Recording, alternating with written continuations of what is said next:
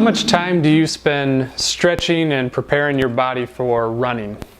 Now, most of us spend at least enough time to feel like we've got our bodies loosened up and ready to go. But the majority of the stretching we do tends to focus on the lower half of our body. And that's rightly so. Most of the running takes place there. But what about the upper half of you?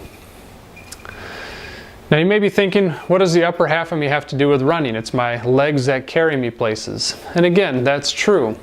But when you think about what your upper body is doing to counterbalance what's going on below you, upper body motion, flexibility, and mobility is very, very important to keeping your lower body functioning well also. So when you think about how your upper body moves as far as your arms swinging, there's a few things that accomplishes. As I'm swinging my arms, what that's doing is it's helping to balance out and reciprocate what's going on down below. So when my left leg is coming forward, my right hand's coming forward. And so it's balancing out the rotational movements that are going on in my lower body. The other thing it's doing is it's helping to shock absorb and reload the core muscles. So abdominals, your low back muscles, your glutes, even up into your diaphragm, and the muscles up through the rest of your torso. And so if you've got good flexibility and good motion through the upper half of your body, that's actually going to go a long way to making sure your core muscles are working appropriately, and again, balancing out the motion that you need for your hips. So in order to accomplish better upper body motion, I want to show you two stretches today that'll help you really get your spine moving better, your ribs, and all the muscles that attach around there.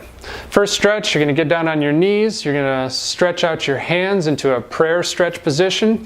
Then once you're in that position, you're going to sink your chest as far towards the floor as you can. Feeling a good stretch through your chest, through your shoulders, even up into your upper back. And then you're going to reach with one hand underneath the other hand and reach it across as far as you can, and then walk that top hand overhead as well. So you're really corkscrewing yourself up. You're going to hold that position for upwards of 30 seconds, maybe even a minute, and then switch sides and go the other way. So that's stretch number one, and in doing so, that's going to help loosen up your thoracic spine, which is the middle of your back, as well as your ribs and all the muscles that attach around there. Second stretch, you're going to stand near a wall. The foot that is closest to the wall, you're going to step forward, and then that same hand, you're going to reach behind you, and then the hand that's opposite the wall, you're going to reach over top and hold onto the wall, and gently then drive your hips forward. You should feel a pretty aggressive stretch across your chest and in other parts of your torso as well. You're going to gently rock forward about 30 times or hold it 30 seconds, and then you just simply turn around and your feet should be in the right position, and then just replace your hands opposite of what they were. So hand closest to the wall stretches back behind you, other hand goes overhead onto the wall, and gently rock your hips forward there as well. So after doing those two stretches, those will go a long way to really opening up your thoracic spine, opening up your rib cage. This will help you breathe better. This will help your core muscles fire more effectively. And this will also help you counterbalance all the motion that's going on in your hips more effectively.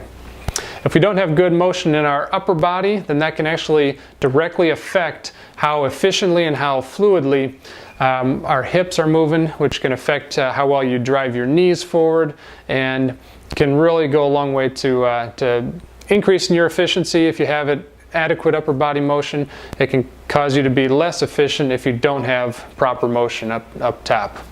A lot of running coaches, when they see their athletes getting a little bit lazy as far as not picking their knees up, a lot of times they'll say, pump your arms more.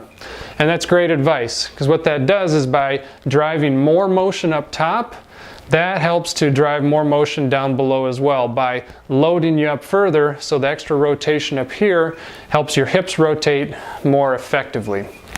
And so if we want to help our hips move better, one angle is to get our upper body moving more effectively, and these stretches will help you to do that. So use them as part of your warm-up for a run, but it can also help you on a recovery day or at the end of your work day if you're the type that is stuck sitting at a desk for too long. So thank you for watching today's video on stretches for your upper body. Hopefully you find them helpful and effective. Please share this video with a friend who may find it useful. Please subscribe also to the blog through runphys.com, so that way these videos can get emailed directly to you and you don't miss any of the helpful tips that we share here. Please also check out the Facebook page where we do live sessions, where there's some Q&A and time to interact directly with each other to get these questions answered, as well as go more in depth with these topics. So thank you again for watching, and run fast, friends.